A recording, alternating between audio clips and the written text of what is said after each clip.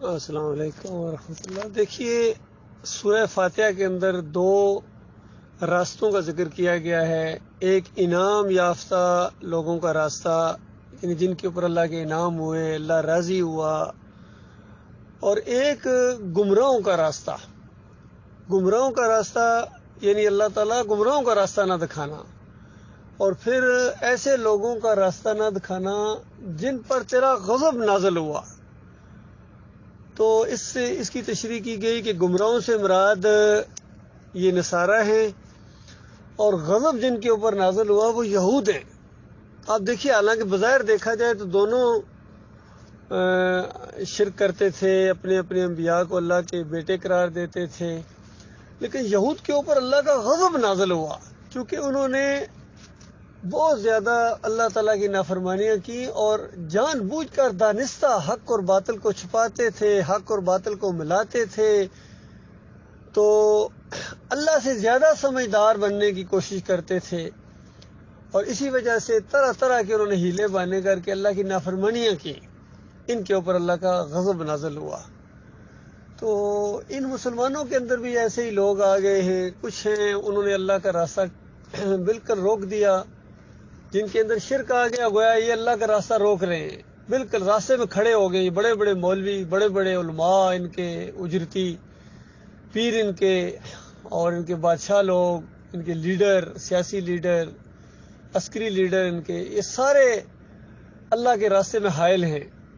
سب سے زیادہ جو اللہ کے راستے کی رکاوٹ ہے یہ مولوی ہیں، جس طرح فضل الرحمان کا ٹولہ ہو گیا، طاہر القادری ہو گیا، طارق جمیل ہو گیا، اس دور کے یہ جتنے بریلوی ہو گئے، دیوبندی، اہل حدیث، اور جیسا توصیف الرحمان راشدی ہو گیا، ڈاکٹر اسرار گزرا ہے، اس نے بھی اللہ کا راستہ جو ہے نا روکا ہے، صوفیوں کے راستے کو اور تصوف کے راستے کو تقویت دی ہے، مودودی ہو گیا۔ پھر کچھ ایسے لوگ ہوتے ہیں جو روکنے میں تو کامیاب نہیں ہوتے ہیں، یا روک نہیں سکتے، ان کے اندر وہ صلاحیت نہیں ہوتی ہے، یا ایسے انداز سے فریب دینے کی کوشش کرتے ہیں کہ اگر بالکل کھل کے ہم نے اللہ کا راستہ روکا تو پکڑے جائیں گے۔ اس طرح کرو، تھوڑا سا ٹیڑھا کر دو، تھوڑا سا اس کو ٹیڑھا کر دو، آگے جا کے خود ہی یہ کھڈے میں گریں گے۔ یہ شیطان کا ٹولہ ہوتا ہے، راستے کو تھوڑا سا ٹیڑھا کر دینا۔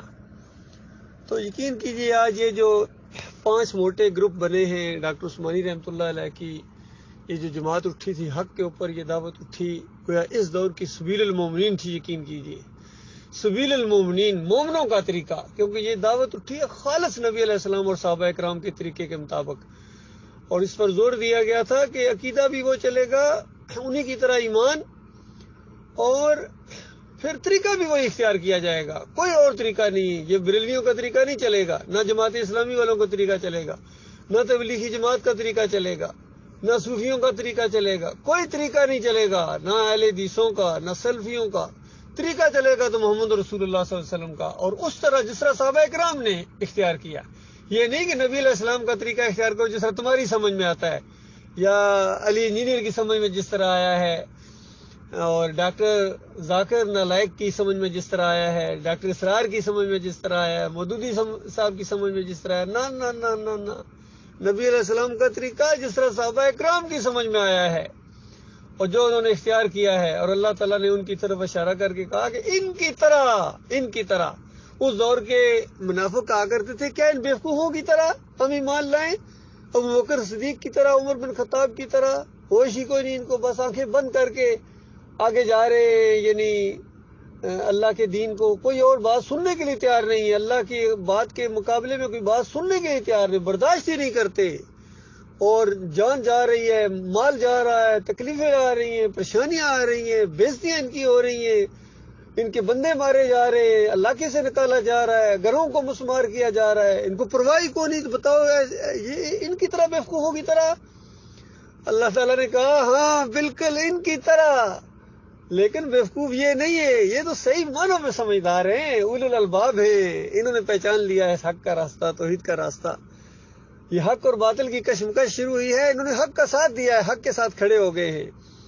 اور بے ایمانو، تم بیوقوف ہو، یہ چند دنوں کی بات ہے، پتہ چل جائے گا کون جیتا کون ہارا، کون بیوقوف تھا، کون جو تھا وہ سمجھدار تھا، عقل مند تھا، کس نے نفع کا سودا کیا اور کس نے برباد کر لیا اپنے آپ کو، ریل و یال کو جہنم کیا کا ایندھن بنا دیا۔ اپنے مریدوں کو، اپنے پیروکاروں کو، اپنے جوانوں کو اور اپنے مقلدین کو جہنم کی آگ کے اندر لے آئے، خون اور پیپ کی وادیوں کے اندر غوطے کھائیں گے، ہمیشہ کی آگ کے اندر جلیں گے یہ۔ تو بتاؤ کیا تم نے انسانیت کے لیے کیا ظالموں؟ یہ فیصلہ ہونے والا ہے۔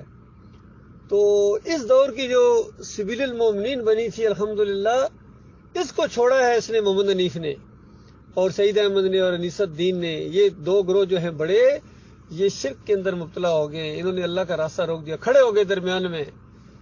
اور یہ جو تین دوسرے باغیوں کے گروہ ہیں، یہ روک تو نہیں پا رہے ہیں، یہ زیادہ فریب اس انداز سے دے رہے ہیں کہ بس تھوڑا سا ٹیڑھا کر دو، وہ انداز وہ طریقے کے اندر تبدیلی کر دو۔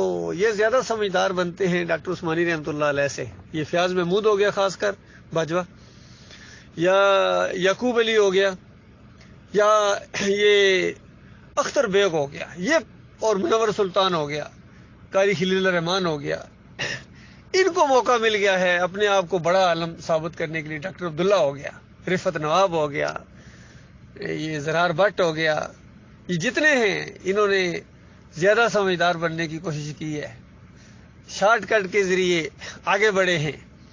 حالانکہ ایمان کے ساتھ آگے بڑھتے، اللہ کی مدد و نصرت کے ساتھ آگے بڑھتے تو کوئی رکاوٹ نہیں ہے۔ یاد رکھنا میرے بھائی، اللہ کے فضل کے اوپر کسی کی اجارہ داری نہیں ہے کہ فلاں سے آگے کوئی نہیں بڑھ سکتا۔ نہ نہ نہ، اللہ تعالیٰ سب مومنوں کو کہتا ہے وہ آگے بڑھو، دوسرے کو کہتا ہے اس سے آگے بڑھو، اس مومن سے آگے بڑھو، اور پھر جب یہ آگے بڑھ جاتا ہے پھر اس کو اللہ تعالیٰ کو کہتا ہے کہ تم آگے بڑھو، وہ دیکھو تیرے سے آگے نکل گیا۔ تو اس انداز سے اللہ تعالیٰ نے ابھارا ہے مومنوں کو کہ اللہ کی رحمتیں اور بخشیں اور جنتوں کو حاصل کرنے کے لیے ایک دوسرے سے آگے بڑھو مومنوں، کیونکہ جنتوں کی وسعت بہت بڑی ہے۔ آج موقع ہے جتنی بڑی جنتوں کے اوپر گویا قبضہ کر لو یا اس کے حقدار بن جاؤ اللہ کی رحمت و شفقت کی وجہ سے۔ جتنے آگے بڑھو گے اتنے درجات، گویا تم اپنے درجات آگے بڑھنے کے لیے تو آگے بڑھ رہے ہو۔ کوئی خرچ کر رہا ہے تو اپنے لیے کر رہا ہے، کسی اور کے اوپر کوئی احسان نہیں کر رہا ہے۔ کوئی وقت لگا رہا ہے تو اپنے اوپر احسان کر رہا ہے، یقین کرو۔ اگر کوئی مسجد کی صفائی کر رہا ہے تو کسی پر احسان نہیں ہے، اپنی جان پر وہ احسان کر رہا ہے، یقین کہ اپنے بیوی بچوں پر وہ احسان کر رہا ہے گویا۔ اور اگر دین کا کام کر رہا ہے، جہاد کر رہا ہے، تاکہ اپنی جان بھی اگر اس نے دے دی ہے اللہ کے راستے کے اندر، تو کسی پر احسان نہیں کیا، نہ مسلمانوں کے اوپر نہ اسلام کے اوپر، بلکہ اس کے اوپر اللہ کا احسان ہوا ہے، اس کے اوپر اللہ کا احسان ہوا ہے کہ مالک نے اس کو موقع دیا۔ تو اس انداز سے یہ دین ہے اللہ کے بندو، اللہ کا لاکھ لاکھ شکر ادا کرو مومنو جو بچ گئے ہو، ورنہ اس جال میں پھنس گئے۔ بڑا زبردست اور خوفناک جال اس نے پھیلایا تھا اس محمد حنیف کے ذریعے ابلیس نے، اور کتنے لوگ ہیں اس کے اندر، بڑے بڑے باصلاحیت لوگ تھے۔ کیا ہو گیا ان کو؟ شمیم صدیقی جیسا آدمی اندازہ لگے اس میں پھنس گیا، شعیب جیسے آدمی کتنے سمجھدار بننے کی کوشش کر رہے تھے۔ پھر اسلم وہ مرکزی شورا کے اندر، بس شورا اس کو زیادہ عزیز ہے، اللہ کے دین کی اس کو کوئی پرواہ نہیں ہے۔ پھر یہ افضل صاحب کا بیٹا ہے، اور پھر یہ ڈاکٹر عمر خطاب کا بیٹا، اندازہ لگائیے۔ اس کا یہ بیان آیا تھا کہ میں نہیں چاہتا ہوں کہ میرے بھائی میرا جنازہ نہ پڑھے، یعنی اگر اللہ کے سجدے کا میں قائل ہو گیا، ظاہر بات جماعت کی طرف سے پابندیاں لگیں گی، کتنے میرے بھائی میرا جنازہ ہی نہیں پڑھیں گے۔ تو یہ اس کا بیان آیا تھا۔ اس کو جنازے کی فکر پڑی ہوئی ہے، اس کو جنت کی کوئی فکر نہیں ہے، اس کو جہنم سے بچنے کی کوئی فکر نہیں ہے، اس کو جنازے کی فکر پڑی ہوئی ہے۔ کوئی بھی جنازہ نہ پڑھے، مالک اتنا غیور رب ہے، یقین کیجئے اتنا غیور رب ہے کہ اگر ایمان عقیدے کی وجہ سے کوئی اس کا جنازہ نہیں پڑھے گا تو مالک اس کو اتنا اجر دے گا، اتنا اجر دے گا، اتنا اجر دے گا جو کسی کے تصور میں بھی نہیں آ سکتا ہے۔ وہ ایسا مالک ہے۔ مالک اپنے بندوں کے جنازے کے لیے یعنی یہاں وہ فرشتوں کو بھیجتا ہے، اتنے جلوس فرشتے آتے ہیں۔ سعد بن معاذ کا جب جنازہ اٹھا، کچھ لوگوں نے، منافقوں نے خاص کر کہا ہے کہ جنازہ ذرا ہلکا ہے، جس طرح ایمان ہلکا تھا اسی طرح جنازہ بھی ہلکا ہے۔ تو نبی علیہ السلام نے فرمایا فرشتے آئے ہوئے ہیں، کندھا دیے ہوئے، اس لیے ہلکا ہے، فرشتے آئے ہیں، اندازہ لگائیے۔ ایسا مالک غیور رب ہے، اپنے بندوں کی عزت کرتا ہے، قدر کرتا ہے، قدردان رب ہے۔ اسی مالک کے اوپر ہمارا بھروسہ ہے۔ ہم تعداد کی طرف نہیں دیکھتے ہیں، نہ وسائل کی طرف دیکھتے ہیں، ہم ایمان خالص کی طرف دیکھتے ہیں۔ بھائی جو اللہ کا بندہ ہے اور اللہ کے راستے کا مجاہد ہے، وہ ہمارے سروں کا تاج ہے، چاہے امیر ہے، چاہے غریب ہے، چاہے مکی ہے، چاہے مدنی ہے، چاہے کراچی کا ہے، چاہے لاہور کا ہے، چاہے راولپنڈی کا ہے، چاہے چکری وکیلاں کا ہے، کسی گاؤں کا ہے، یعنی جو اللہ کا بندہ ہے وہ سر کا تاج ہے، وہ سواری کرے ہم رکاب تھامے۔ اور جو اللہ کی بات پیچھے کر کے اپنی چلانا چاہتا ہے یا اپنے پیر اور مولوی کی اور اپنے امیر کی بات کو آگے لانا چاہتا ہے، اس کی وکالت کرتا ہے، تو اس کی جوتی ہم کیا سیدھی کریں گے؟ وہ اسی کی جوتی اٹھا کے اسی کے سر کے اوپر ماریں گے۔ ہم چھوڑنے والے نہیں ہیں، یقین کیجیے. اللہ کی مدد سے کسی پر چوٹ لگے کوئی ناراض ہو، ہمیں کسی کی پرواہ نہیں ہے. اللہ تعالیٰ نے یہ دل کھول دیا اس طرح ہمارے بھائیوں کا، مومنوں کا، اور یہ بہت ہی مضبوط نظم قائم ہوا ہے الحمدللہ. بہت ہی مضبوط انشاءاللہ نظم یہ قائم ہوا ہے. ابھی ہمارا حبل اللہ آ رہا ہے، اس میں آپ دیکھیں گے کتنے معیاری مضمون آئیں گے. لٹریچر ہم پرنٹ کروا رہے ہیں. ہینڈ بل ایک بڑا زبردست وہ ترتیب ہوا ہے. ایک طرف ڈاکٹر عثمانی رحمۃ اللہ علیہ کی کتابوں سے گویا اس کا خلاصہ شرک کی قسمیں بیان ہوئی ہیں، اور دوسری جنتیوں کا بنیادی عقیدہ تو وہ سامنے آئے گا انشاءاللہ. تو اس میں شرک کا رد ہے، موٹا موٹا جو شرک ہوتا ہے اس کا رد کیا گیا اس کے اندر، وہ انشاءاللہ عام تقسیم کیا جائے گا. اور باقی ہمارا جتنا لٹریچر ہے سارا ہمارے پاس PDF میں ہے. جو بھائی منگوانا چاہے جہاں سے بھی انشاءاللہ اس کو بھیج سکتے ہیں. اور آستہ وہ بھی پرنٹ کرا رہے ہیں. ڈاکٹر صاحب کا سارا لٹریچر بھی اکٹھا پرنٹ کرا دیا جائے گا انشاءاللہ. یہی ہماری تفسیر ہوگی، اور اب کسی اور تفسیر کی ضرورت نہیں تھی. انہوں نے تفسیروں کے ذریعے مارا ہے، اپنا زہر گولا ہے. اس نے دعوت القرآن جیسی تفسیر کے اندر اندازہ لگائیے کفر شرک ڈال دیا محمد حنیف نے. بہرحال اپنے اپنے نصیب کی بات، ابھی اپنی اپنی قسمت کی بات ہے.